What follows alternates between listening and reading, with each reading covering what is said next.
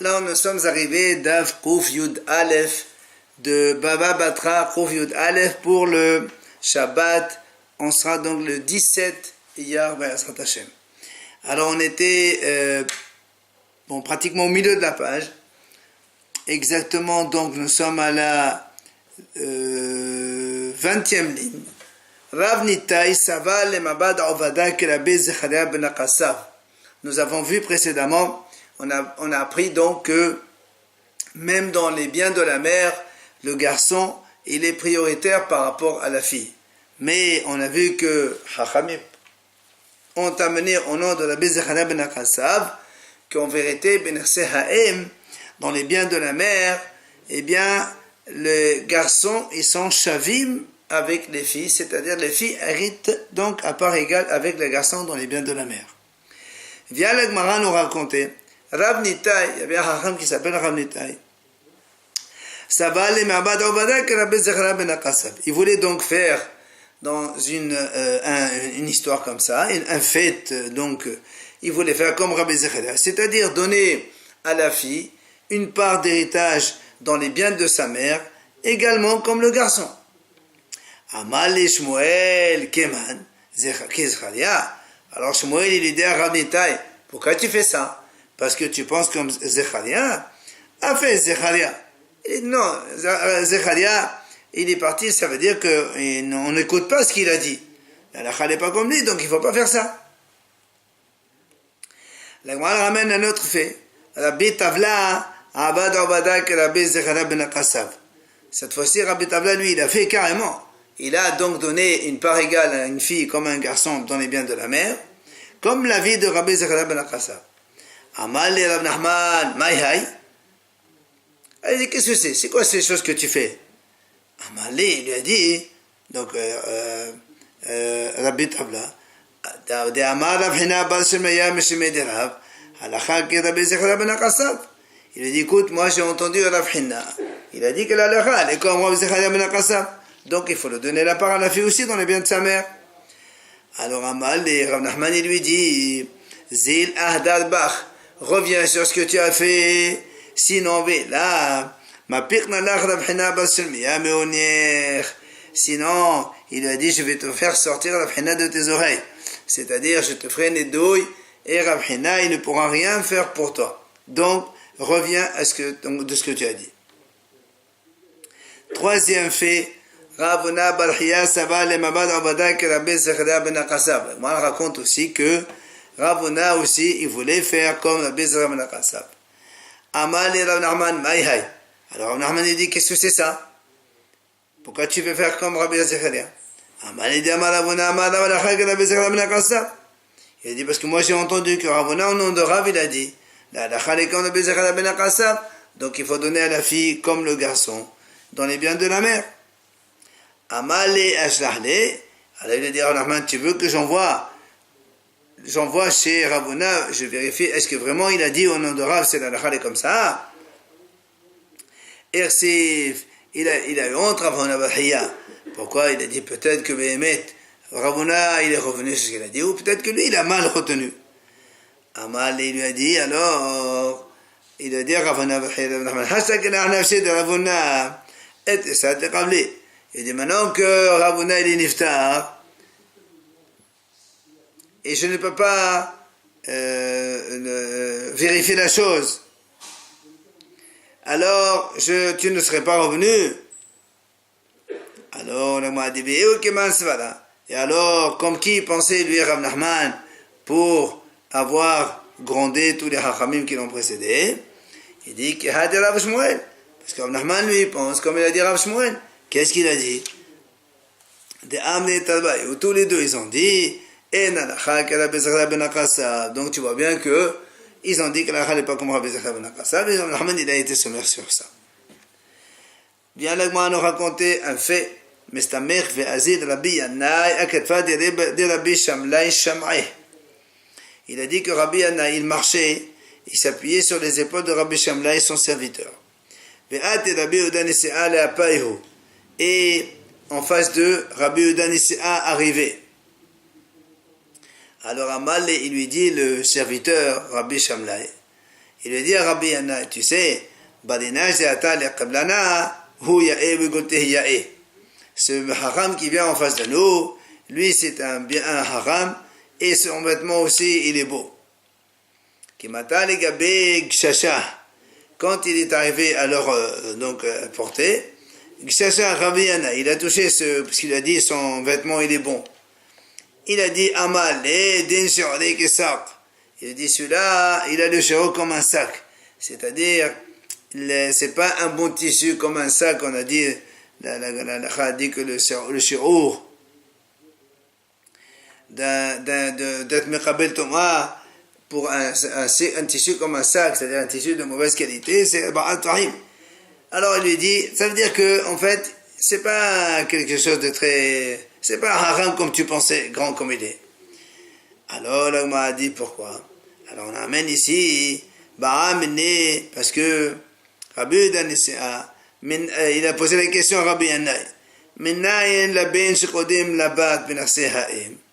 Où on voit, d'où on apprend que dans les biens de la mère, le garçon aussi il est prioritaire par rapport à la fille. Comme on a vu nous précédemment, mais pas comme on a dit Rabbi Zerah ben Akassa. Amalé lui a dit, Dirtiv, on a appris nous comme ça. C'est marqué dans la Torah Matot, à propos de la fille, Matot béni Israël.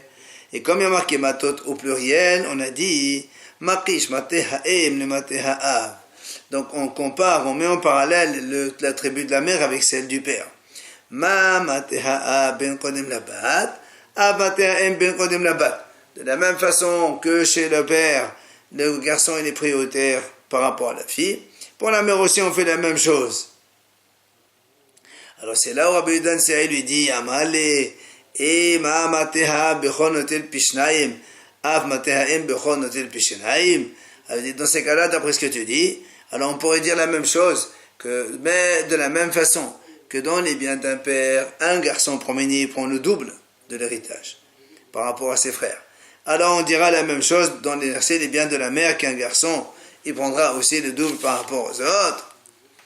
Amalé, l'Agma raconte que Rabbi Yana, il a dit les Shamae, Good, les din sabé les melav. Tire-moi d'ici, je ne veux pas rester ici, celui-là, il ne veut pas apprendre. Ça veut dire donc qu'il pose des questions, mais apparemment, ce n'est pas du tout donc posable. Justement, l'Agma a dit effectivement, Beta Mamai. Et pourquoi, Béhémet, on ne dit pas que le garçon qui est premier-né prendrait le double dans les biens de sa mère comme ceux de son père. Amal Abaye, il vient Abaye, il dit, tu sais pourquoi? Amatkara bechol asherim masé lo velo la. Parce qu'à propos du premier-né, la Torah dit, la tetlo pishinayim, on va lui donner le double, au bechol premier-né donc, bechol asherim masé lo. Et Haramim ont été médaillés, lo, c'est-à-dire à lui, le père, velo la, et pas à ceux de la mère. Alors vient la Gemara dit, mais pourquoi? Peut-être que Ve'ema Hanemile. Quand est-ce qu'on a dit justement que le Bechor il prend pas? Est-ce que tu viens de me répondre que le Bechor ne prend pas le double de la mère? Peut-être on dirait ça Bahosina Salmana. Peut-être parce que ce monsieur, jeune homme, il a épousé une femme qui avait déjà des enfants. Et comme ce fils qui vient d'avoir maintenant, il n'est plus promené de sa mère, mais même s'il est premier-né du père, c'est pour ça qu'on ne lui donne pas le double. Mais imaginons un jeune homme qui épouse une jeune femme, et donc la femme n'a pas eu d'autres enfants. C'est le premier garçon aussi bien pour le père que pour la mère. Alors, donc il pourra peut-être prendre le double même chez la mère aussi. Amar Abnahman Badisaq Amar Kerad Eshit Ono Velo Ona. Viens, Rav Nachman, il répond, il dit non, puisque dans le pasuk qui a marqué, ce même pasuk qui parle du premier-né de la Teto Pishenaim, Bechol Hashem Maselo, le pasuk qui termine, Kihu Reshit Ono, Lo Mishpat Bechola. Ono, c'est-à-dire sa force. Et comme la Torah dit Ono au masculin, Velo Ona, donc on se tient compte uniquement du père et non pas de la mère. Alors la m'a dit, mais peut-être que non, mais chez le beau d'avoir Allah, il y a sagesse chez le beau d'avoir Allah. La m'a dit, mais non, peut-être que ce pasuk, que la Torah l'a dit ono, pas ona, c'est parce qu'on en a besoin pour un autre enseignement. Imaginons que la mère, elle a déjà avorté une fois, oui, et après elle a un autre garçon. Eh bien, on va dire que, puisqu'il y a marqué Rishit ono, ben c'est pour te dire qu'il sera quand même Bechor les Nahala, c'est-à-dire ça sera un premier-né pour l'héritage, bien que, puisque la mère a avorté avant, il n'y a plus de Pidyon Ben Aracha pour un Kohen, eh bien la Torah nous a appris, c'est des Rishit ono, comme c'est, les Hachamim ont dit, Michel Bodaver Alav, quand est-ce qu'un père, il a de la peine pour son fils, si vraiment il est né, que le père il a vraiment mal pour lui, mais celui-là, le premier qui est sorti, il est Bodaver Alav, donc c'est pour ça que ça ne s'appelle pas Bechor, et donc c'est pour ça qu'on va dire que même s'il y a eu un premier-né qui est mort avant, le premier-né véritable qui est vivant maintenant, eh bien, il pourra prendre le double. C'est pour ça que la Torah dit les choses, non? Alors, la Gemara dit, si c'est pour apprendre cette idée-là, les makra qui hodeshit on, mai ono, shma menatarti. La Gemara dit, dans ces cas-là, pourquoi tu dis on? Dis on, hodeshit on. C'est le premier de la force de son père. Et donc, c'est pour ça qu'il prend le double. Pourquoi on dit ono? C'est pour t'apprendre les deux idées. Premièrement, comme on vient de voir maintenant, que même si c'est après un avortement, ce premier-né aura le droit à la double part, donc, dans l'héritage. Et deuxièmement, l'idée que ono, c'est uniquement le double dans les biens du père, parce que ono, c'est au masculin, et non pas de la mère, puisque c'est pas marqué ona au féminin. Alors, elle m'a dit, et mais encore, je peux encore te poser une question. Comment? Et ma hanimile almon shinasa betola. Aval bahou shinasa betola hachenami de shachil. Donc, m'a dit encore une fois, je pourrais te dire que quand tu m'as répondu que le garçon il prend pas le double dans le bien de sa mère, c'est uniquement quand c'est almon shinasa betola. Ça veut dire que c'est le père qui a épousé cette femme. Il avait déjà d'autres enfants auparavant. Et ben non, ce fils-là, il n'est plus des chétonots de son père. Alors, c'est pour ça qu'il ne prend pas le double. Mais imaginons que c'est un premier garçon pour le père. Peut-être qu'il prendrait aussi le double pour sa mère.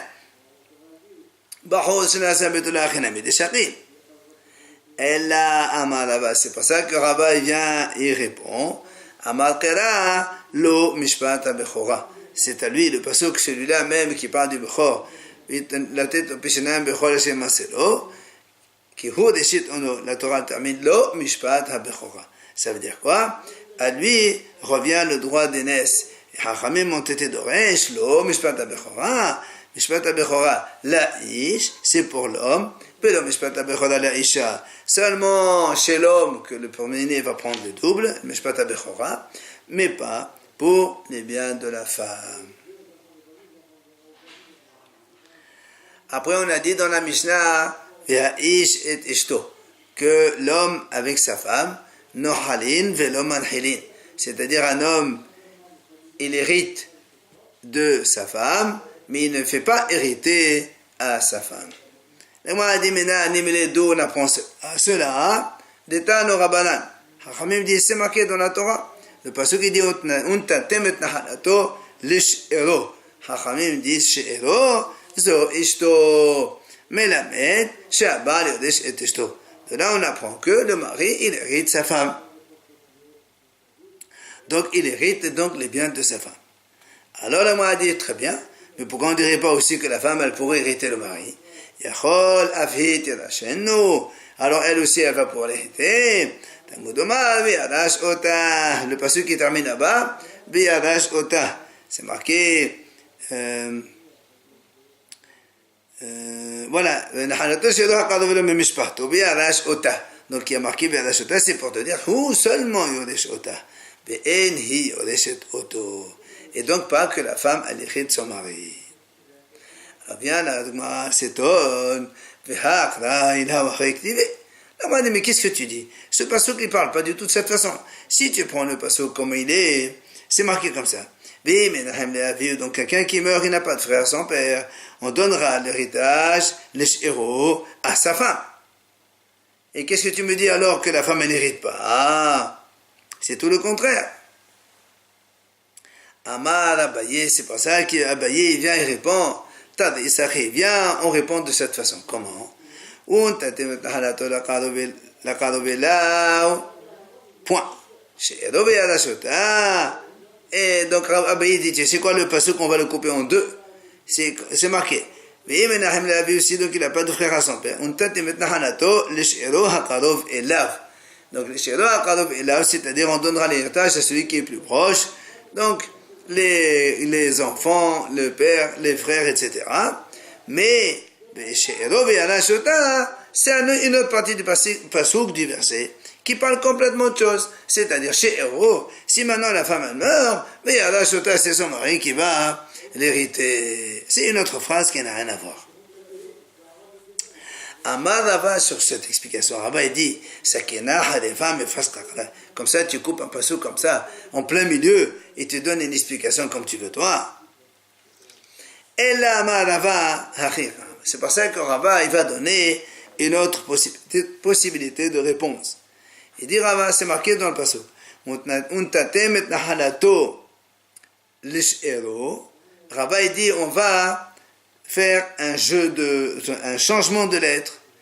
On dit, on tatem et nahalat she'ero lo.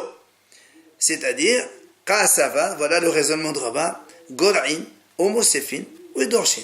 C'est-à-dire, on a le droit d'enlever une lettre dans un mot, et on la rajoute dans un autre, et on fait une dracha comme on sait ici. Or, là, ici, il y a marqué quoi? On tatem et nahalato l'ishero. Si on est comme ça, nahalato l'ishero, tu vas le donner à la femme. C'est tout le contraire qu'on veut. Alors qu'est-ce qu'on fait? On enlève le vav. Et l'ishero, le lamet de l'ishero, on enlève le lamet. Qu'est-ce qu'il nous reste? On tatem she'ero, pardon, il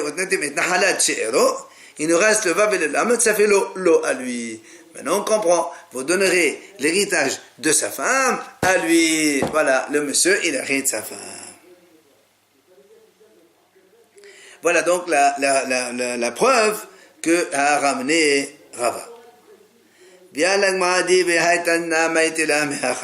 Nous avons un Tana qui lui il a apporté ça d'un autre pasuk. C'est-à-dire pour nous prouver que l'homme il hérite sa femme et pas la femme qui hérite son mari d'un autre pasuk, d'une autre preuve. Comment? Des Tanya. La Bretagne dit donc Rabbi Akiva lui il fait la même preuve que nous. Comme c'est marqué Ve'alash Ota, il l'héritera, ça veut dire que le monsieur, il va hériter sa femme. Rabbi Ishmael Omer, Eno Sarich. Rabbi Ishmael dit on n'a pas besoin de pasuk. Pourquoi? Hadehu Omer, parce que nous on voit dans un autre endroit dans le pasuk c'est marqué Vechol bat Yodeshet Nahalat Mematot Beni Israël Le'ahad Memeshpahat Bet Aviha. La Torah dit comme ça. La Torah dit comme ça. Imaginons une fille qui est donc fille unique, puisque Yoreshet elle hérite. Nous on a dit que la fille elle n'hérite pas. Mais si elle est unique, c'est son père, elle va hériter donc sur son père. Imaginons une fille de la tribu de Réhouven. Elle hérite de son père. Maintenant, la Gemara donne, elle dit, conseil, quand elle va se marier cette fille, Mematot ben Israël, elle va se marier, Le'ahad memeshpahat mate'avehat Yerisha. C'est conseillé qu'elle va se marier avec un homme qui est de la même tribu que elle, c'est-à-dire de la tribu de Réhouven. Pourquoi?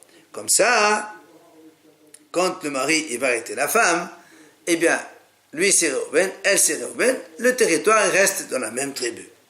Mais, c'est ce que dit le pasuk, c'est